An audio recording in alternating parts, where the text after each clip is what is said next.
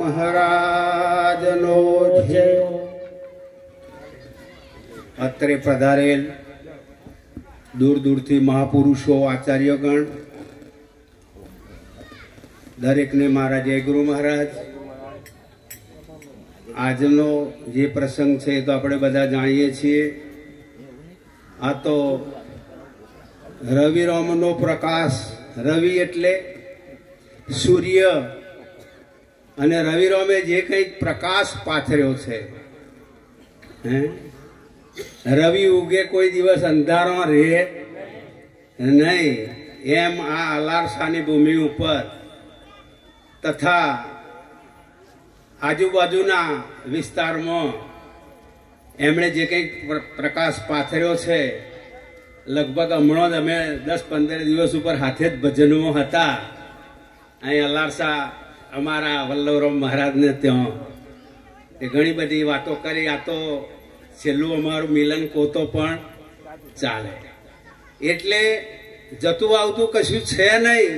આગળ મહારાજે વાત કરી, પણ જવું અને આવવું એ દેહનો ધર્મ છે તમારો, તમે તો શાશ્વત છો। એટલે જે કંઈક ભાવના છે આપણામાં, જે ભાવના છે એ આપણને અસર કરી જાય છે।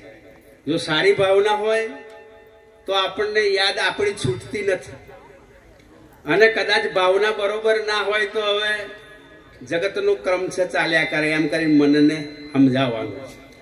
કારણ ભાવ ઘણો બળવાન છે, ભાવ ઘણો બળવાન છે આ મનુષ્ય દેહની મોય। જ્યાં જ્યાં પ્રીતિ દિસતી ત્યાં ત્યાં એની છે છોય, ત્યાં ત્યાં એની છે છોય। જનો આનંદે મળતા મૂકી સગડું વેર ઝેર, સદા હેતે પડતા અવનીમાં છે દાખલા, શાસ્ત્રોમાં છે દાખલા। ભાવ ઘણો બળવાન, બાબુ ભાવે ભેટિયા આ અવનીમાં ભગવાન। જો રવિરામનો દેહ નહીં, દેહ છે નહીં, પણ આ ભાવના જુઓ, ગયા નથી એવું આપણને પ્રતીત થાય છે।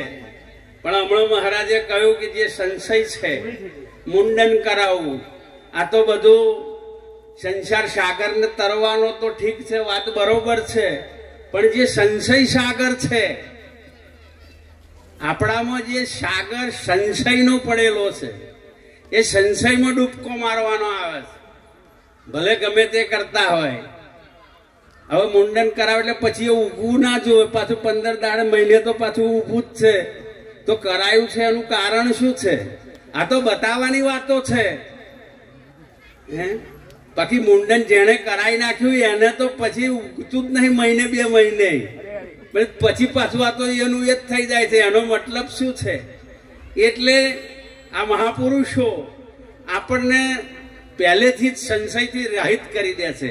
પણ આ વાતાવરણ જ એવું છે કે ધૂળની, પવનની જોડે ધૂળ ઉડતી જ હોય છે, અને ઉડે એવી રીતે જોમી જાય છે, પછી એને કાઢવી મુસીબત પડે છે। એટલે જે રવિરામનો જે ભાવ, અમને તો હાથે ઘણી વખત અમે ભજનો કર્યા છે, ફર્યા છીએ ઘણા, એટલે એમનો જેવો પ્રેમાળ સ્વભાવ અને સભા કે છે, આ કહેવું અને એને જોવું દેખાઈ આવે છે। ઘણી જગ્યાએ તો આયા અને પાછા ગયા, વ્યવહારે બતાવવું પડે કે આયા તાયા, પણ જુઓ સભાની અંદર બાર-બારથી ઘણા મહાપુરુષો પધાર્યા છે। અને હવે આગળનું મંતવ્ય બહુ સમય નહીં લેતો, કારણ કે મહાપુરુષો છે એટલે આ તો સદગુરુના ગુણગાન ગાવાના છે। કારણ ગુરુપદ અધિક જાણજો, ગુરુપદ અધિક જાણજો સૌથી છે બળવાન। રામકૃષ્ણજી જેવા ધરતા ગુરુનું દહન, એટલે આ ગુરુ મહિમા છે। બોલો સદગુરુ મહારાજ, ગુરુ જવરરામ મહારાજની જય। ગુરુ મહારાજ।